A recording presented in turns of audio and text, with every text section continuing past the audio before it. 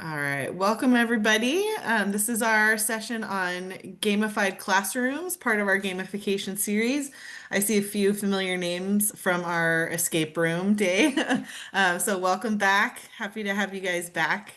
My name is Jessica Sierra. I'm an ed tech resource teacher for the San Diego County Office of Ed and joined by Carrie Lane. This is our whole team here. Carrie will be dropping the links in the chat as we go for the slides. In the slides, you can click on this calendar of events to see all of our upcoming EdTech offerings and also links to our previous ones.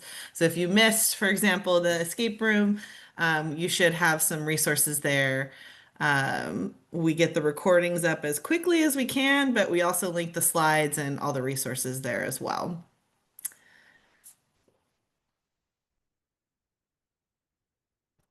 And if you're joining us for professional learning credits, or if you're interested in professional learning credits, this year we are offering that as an option. If you attend a certain number of our trainings or webinars, you can then apply to USD for some credits.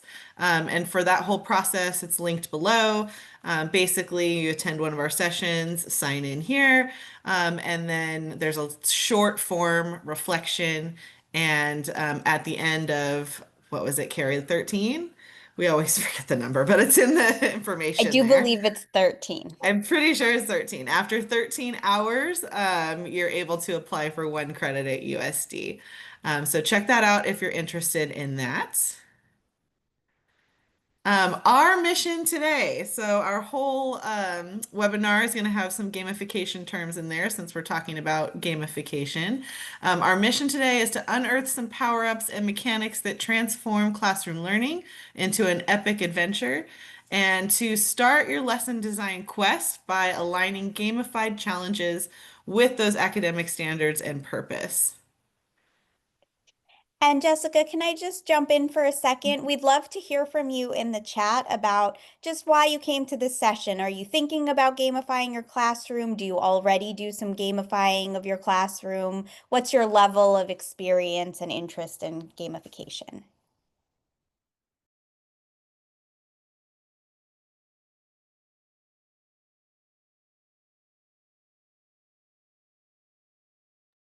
Thank you.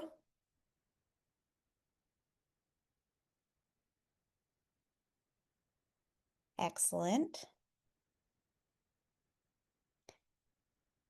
And for those of you who are typing, we have another question for you, which Jessica will ask.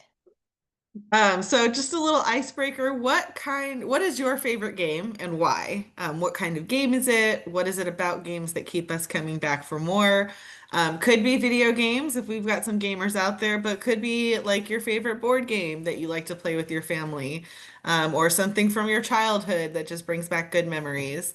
Could be sports games, Alex. So what's your favorite game and maybe why?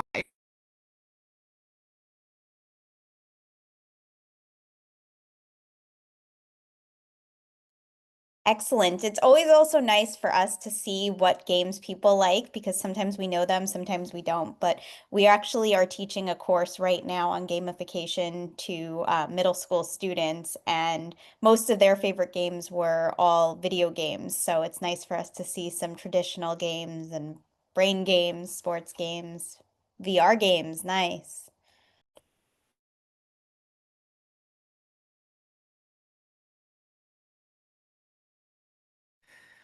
Old school hide and seek. We're also talking to our students that we're teaching this unit to about, yeah, like physical games like sports versus like mental games, like some of the ones I think that was Jamie Lynn mentioned. All right. So some core game mechanics. So if you are into different games. You've probably seen some of these, but these are also things you can apply to your lesson planning if you're gamifying your learning. So it's interesting to think about these mechanics and how they would look in like an academic sense. So there's points, obviously, sometimes referred to as like XP, experience points. And that can look like feedback, progress tracking. We actually, kind of naturally do points in a lot of academics when kids are getting grades. But it's just like flipping that, making it a different term, making it look a little differently. We can do levels. So thinking about how you structure your lessons in your units and now calling that levels instead of different lessons to show visible growth and mastery. Also quests or side quests, so purposeful challenges that are tied to certain goals. Badges, so we have a lot of badges in academia anyways. We have certifications, we have diplomas, we have final grades, things like that. So badges celebrate recognition. And then we can have leaderboards. So that could be for collaboration or for competition, a little friendly competition within your class.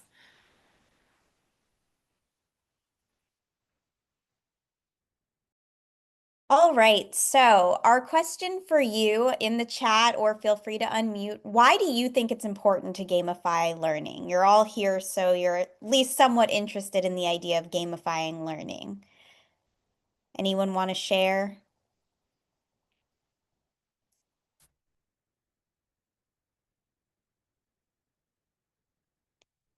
Brian? Yeah, just I would say engagement is a little bit of a challenge for me, right? I'm good with some of the content and stuff, but if I can just make the delivery more fun, I think it would really help overall. I know games are great Engagement, with that. perfect. Yeah. And I see Mauricio said engagement. Anyone else want to share why they think it's important? I agree with engagement. Also, I teach in a fully virtual academy, so kids are staring at the screen all day. We go 9 to 12:50, and a lot of them are shy and quiet, and that's why they're in our model. And so gamifying it just makes it a little more fun and not just like they're watching me on TV all day long and they're actually participating. Absolutely. Yeah, that's great as well for the shy students, for students who are online, to keep the class interested. And so we just wanted to include this. These are all reasons why you should gamify learning. There are plenty of them. There are more than just this, but this is one tool that we use, and there are lots of them out there to gamify things. And so it's a spinner. It's free, it's quick, it's easy to set up. And so this is just an example. You'd have kids' names or certain things in there, and then why gamify learning? The answer is, and if you said accomplishment, you would win.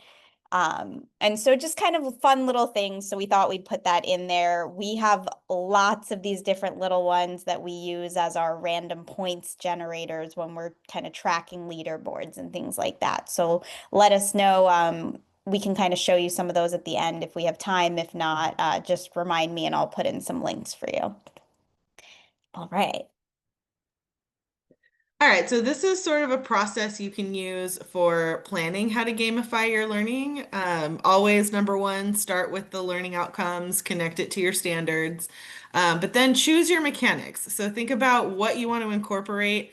I will say from our experience building this out, like start small because as you incorporate more and more mechanics, it seems really cool and like really engaging, but it does become a lot to keep track of, especially if you're a little new at it.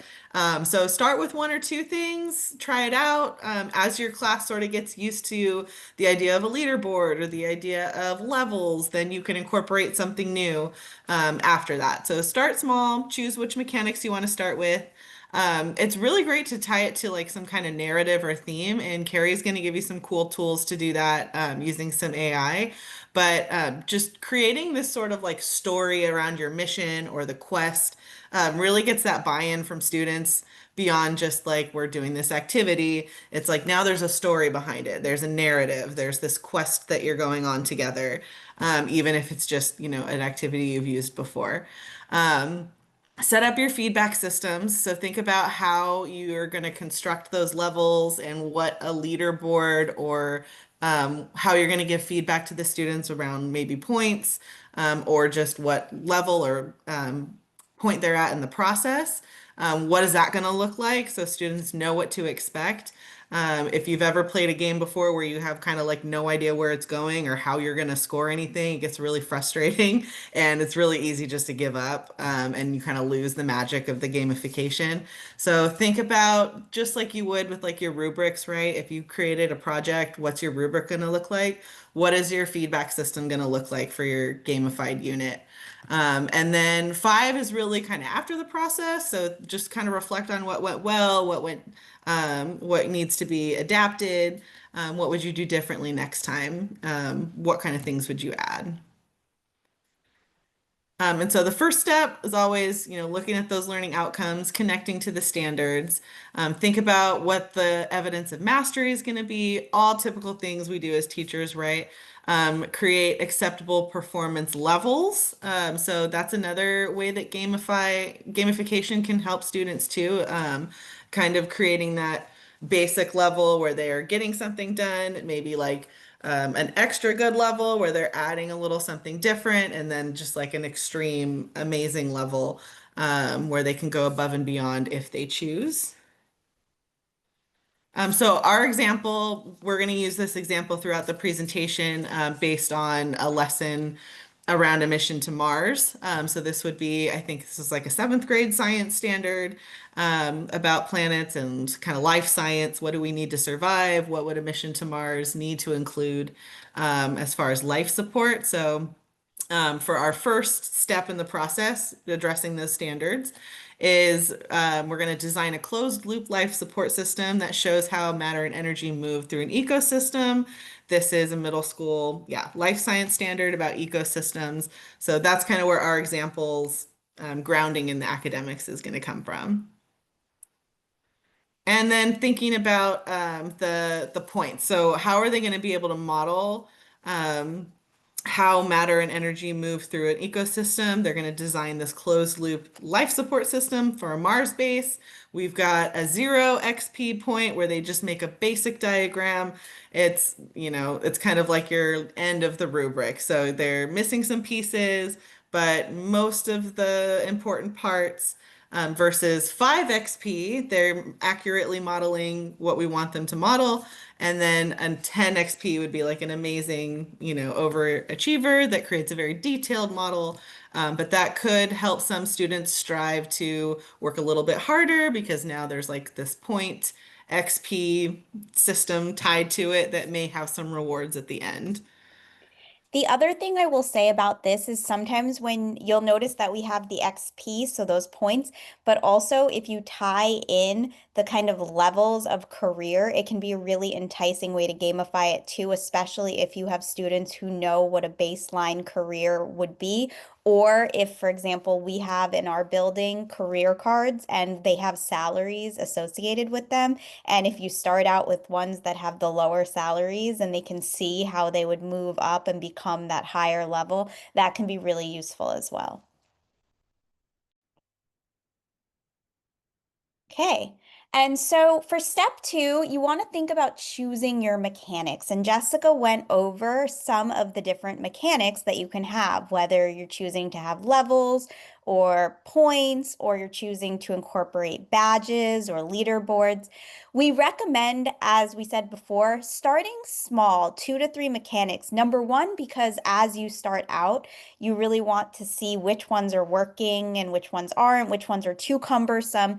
But also for your students, if you start with all of them, you are probably going to overwhelm them and they're going to check out of it. So just start off small with 2 to 3 things. Think about which ones best support your learning, and that might be different for different subjects. So for example, if you're talking about in English class, it might be something that's more based on those rubrics, so the experience points could work. If you're talking more about math, it could be something more with levels. If you're talking more about science, it might be badges that they're earning as they do specific things. So whatever goes best with your content. And then it's really important to think about defining how students are going to earn or lose points. And I mentioned that we are teaching a class right now where we're using this every day. And so one of the things that we do is at the beginning of the day, we have a leaderboard and we show the leaderboard. We tell the kids what we're expecting them to do as the bare minimum to earn just the like participation point for the day. And then we tell them what we're expecting from them to earn the extra point. And then we also have in a random point each day, so that they can kind of have that little bit of gamification randomization plus the expected and the overachieving points. Talk about what levels represent. What do they need to do to move up to the next level? If there are going to be badges, what badges are they going to get? And what badges do they need to collect them all? You know, get that Monopoly collect it all flow going. And then talk about how points will be tracked. Is it going to be based on their performance on a rubric? Is it going to be based on participation only? Like I said, kind of giving those expectations at the beginning will help to clarify how you're gamifying. And so here are some examples for our Mission Mars. In terms of those points, students earn points for completing mission tasks. And that is really great because it provides feedback and also celebrates progress. So points are really good if you're just kind of looking for that quick feedback of, yes, you did what you're supposed to do, and also you're progressing well. Quest. So the quest in Mission Mars is that each activity or each part of this, that's one lesson that we showed you, but if we were doing a unit on it, we would have it so that each activity is a quest within the overarching storyline. And so we'll talk a little bit about storylines, but depending on whether you're teaching a unit or just a single lesson, you may have a storyline that's a whole unit worth and each thing is a quest. Otherwise, it might just be that you have one overarching quest that's the whole thing. And then that's important because it makes these standard-based tasks that your students are going to be doing anyway to meet the standards exciting because it's challenging them, it gives them a purpose, it gives them buy-in. And then there's the levels. So as I mentioned before, leveling up can be really helpful, especially if students recognize the lower levels versus the higher levels. And so when you think about video games, they're always constantly going to new levels, and that's something that keeps kids coming back for more. So making a big deal about what the levels are and how you're improving. And this is really helpful because it provides a sense of accomplishment for kids, shows them that they're progressing. And then that feedback loop. So any of these things that you're doing, levels, points, that provides feedback. And we recommend having some kind of points tracker. We'll show you ours that we're using, and you're welcome to use that or whatever works for you. We just use a Google spreadsheet. It's honestly really easy. Generally, we do things we do a lot of things in Canva because they look pretty, but in terms of this, you're gonna do better with just a traditional spreadsheet where you can add up points. If you want to do a Google table, you could put in your initials, and that encourages not only feedback for the students, but also students owning and self-motivating themselves. And so now let's talk about creating a narrative and a theme. And this is actually my favorite part because my background is in English and writing. So I love coming up with these things. And when I was a classroom teacher, I taught third grade and middle school, sixth, seventh, and eighth grade. And one of my favorite things was always coming up with storylines and getting kids to participate into a themed lesson. And I hadn't really put together that it was gamification, but a lot of the elements that I did really were. And so creating a narrative or a theme for whatever you're doing is really important. And some of the things that you can tie into that that really create that sense of ownership and that sense of excitement are mission maps. You can create case files, quest cards, leaderboards. And so we recommend that you have just an introduction script when you're going to start your game that has what are the roles that the kids are going to be leveling up to? What are the stakes? What are they trying to accomplish? And what's their first task? And so Jessica and I, as I mentioned, we teach a class on gamification. And one of the things that we teach about is that in games, you generally have a space for your game. So you can manipulate the space as you're creating a game. You have the rules. So what are the rules of the game to make it work? And then you have that objective. What are you trying to win? And so we encourage kids when they're creating their own games to think about those elements. But in this, they all really apply to this as well. Think about what's the space, what's the atmosphere you're creating for your classroom? What are the rules that are needed to be followed to be able to have a successful gamification classroom? And then what is the objective of why you're doing this with your class? And so I wanted to show you a little bit about how to use AI for this. And I'm sure just thumbs up or why in the chat, how many of you are using AI for something?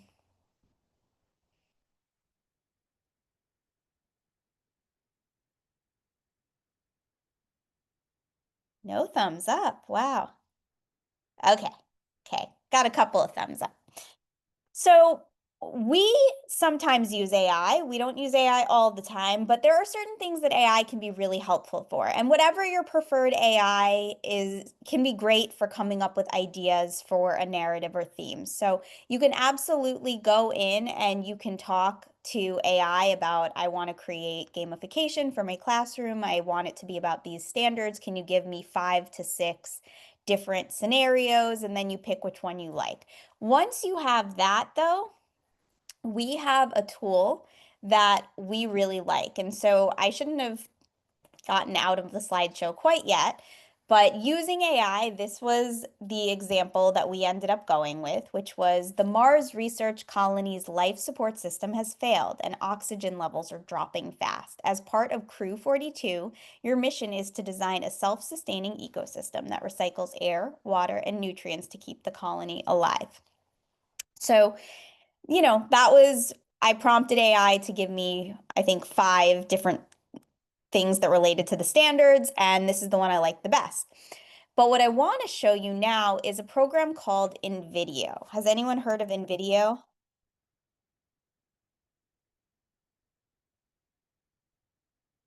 No? InVideo is very cool.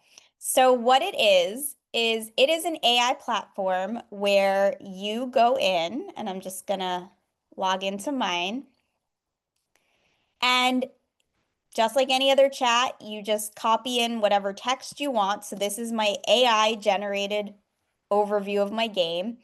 You can put in little kind of extras about things. I'm just going to hit generate my video. It does take a while, so I won't really show you all of it, but maybe at the end I'll come back to it. And what it's going to do is it's going to create a video for me that I can then edit. It uses stock images, but once it's created, you can go back in and you can edit the pictures. So you can upload your own, or you can change the stock images.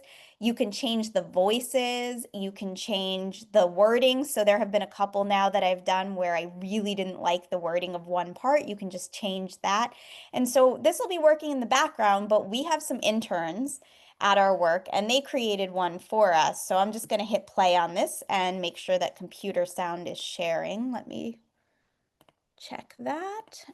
And then Jessica, just give me a thumbs up to make sure it's working.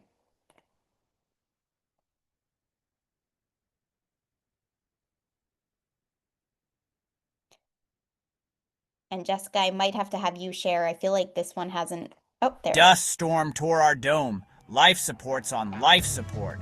Time to build a new world fast. Step 1. Triage. Seal habitats and isolate breaches now. Route remaining air through emergency scrubbers to survive.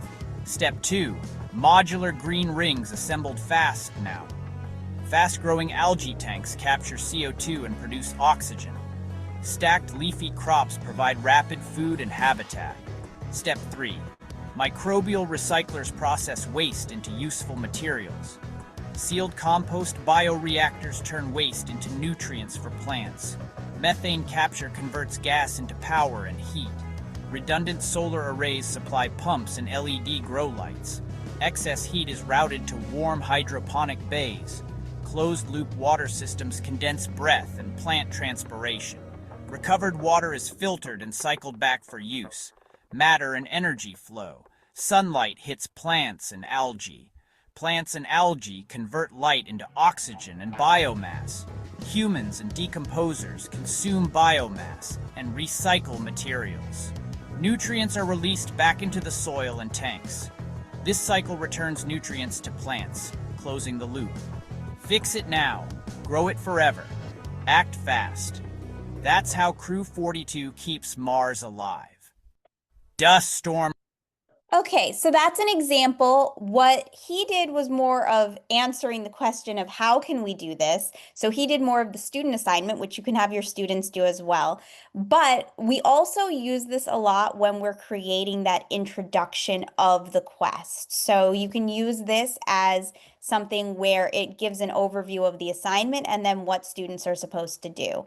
And so on mine here, I can pick whether I want 2 minutes, 45 seconds, and as long as you don't hit any of the things with the pro on it, you'll be able to do these and you get 10 credits or 10 minutes worth of video per month. So I'll just do 45 seconds so that I can preview it for you. And it takes a really long time, but it just goes through this. And then when I come back to it later, I'll show you how to edit it. So that can be a really great way to include your story in here. And then I'll turn it over to Jessica to talk about feedback systems. All right, yeah. So like Carrie said, you want to have different ways to show the students feedback. What worked really well for us was just a Google spreadsheet leaderboard. It makes it really easy to like measure the points, to bring the winners or the top computers to the top and show students like where their place is. It also makes it really easy to schedule checkpoints. So as you're going through a unit, there's always certain parts where you want to check in with students.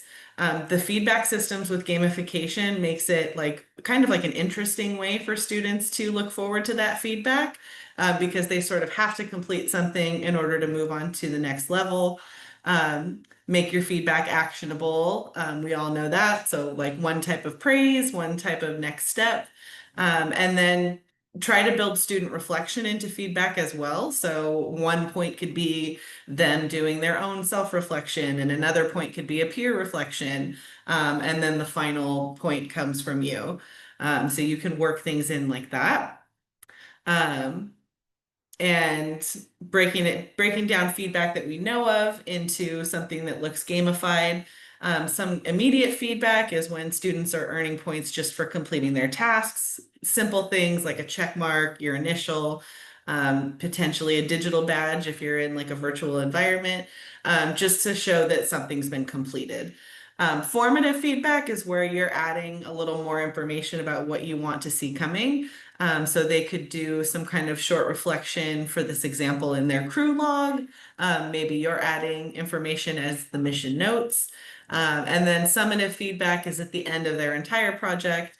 They would present their ecosystem models and receive some structured feedback like a rubric.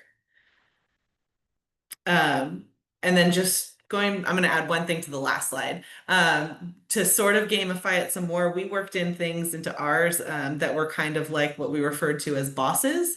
So it's sort of like levels of completing certain tasks or certain points of the project. If you're doing project-based learning, for example, just like in a video game, you would get to the end of the level and you've done all these things to get to the end of the level, but now there's like one villain that you have to defeat. And so that would be the point where they have to provide some kind of feedback, or they have to complete some kind of culminating thing where you're providing feedback in order to move on to the next portion of the project.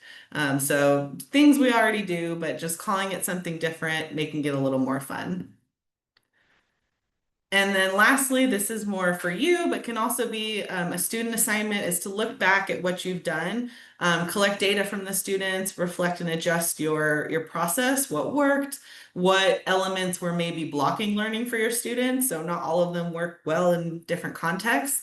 What mechanics motivated, what were more of a distraction, or maybe your group is not so great with competition and that was kind of taking them off task. And what kind of encouragement could you provide to self-assess and do their own goal tracking? And then for our student example, they can do a reflection as well in their crew log. So what part of their project, what part of their ecosystem worked best to keep the colony alive? What problems did they notice when they designed their system? What changes would they make? What did they learn? Same kind of process we always do, right? And so we wanted to share with you some tools and platforms that might be useful for you as you get into your gamification experience. So some of these might be familiar. Class Dojo is inherently kind of made to be both classroom management and gamification. So that's a good one. We linked there. Block it or block it. I'm never sure how to say it. And GimKit, those are two, they're kind of like Kahoot, that idea of having a game with your learning, and you can, Quizzes does this too, where you can really gamify. The nice thing about these is that they have special kinds of points and money and things like that. And then I put on here, and these are the ones that I'll share. We previewed the Wheel of Names, but some of the other ones that are kind of cool, if you go to Online Stopwatch, so I'm going to just jump into that really quickly. We use this one a lot because it has so many different types of random name pickers. It has the wall picker, it has like a magic hat, and it does have this little pop-up, but you just go to the little settings, you put in the name, you hit start name picker, and it picks random names for you. It also has kind of cool ones if you go, so there are more of these as well. Let me find my pickers, random name pickers. If you scroll down, so lots of different options, but ones we like, we had a really good time this morning doing, let me find the coconut one, because it has first, second, and third. And so you can click on like, oh, you got in second, first.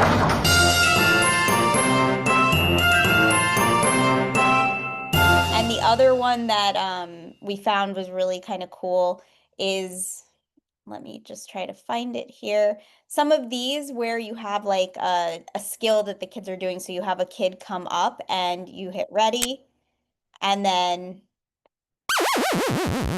you like have them try to get it at the same time the star is yellow. So it's kind of hard, and I don't do it very well, but when the star turns yellow, you have it. So there are some of those as well that are more skill-based versus just random. So we put that on there, and then we also put this soundboard. My Microsoft Teams is going to block that one for some reason. Let's just type it in.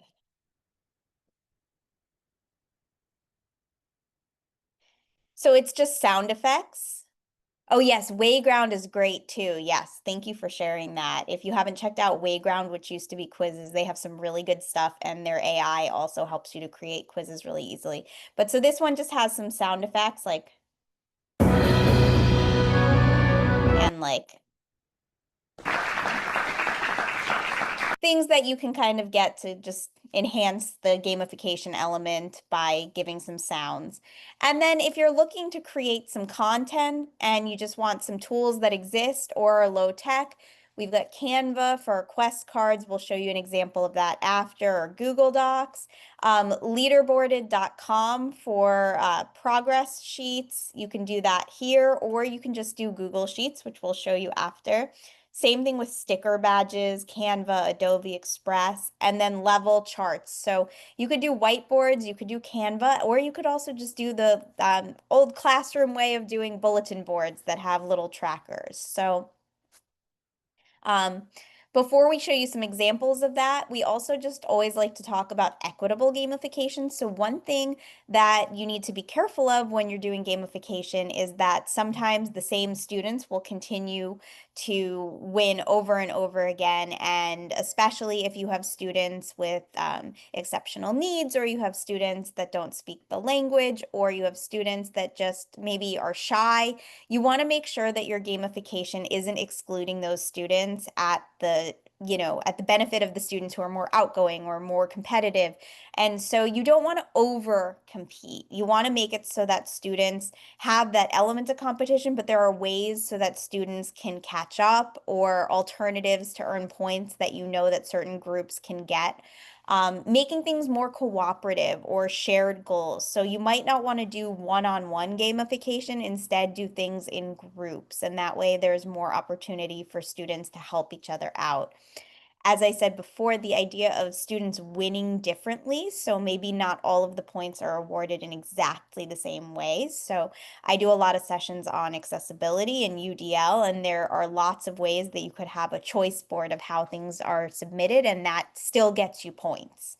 And so I mentioned that UDL and SEL. And so here we have just some of the resources. So our Mission Mars, we have an example of a quest card, really quick and easy.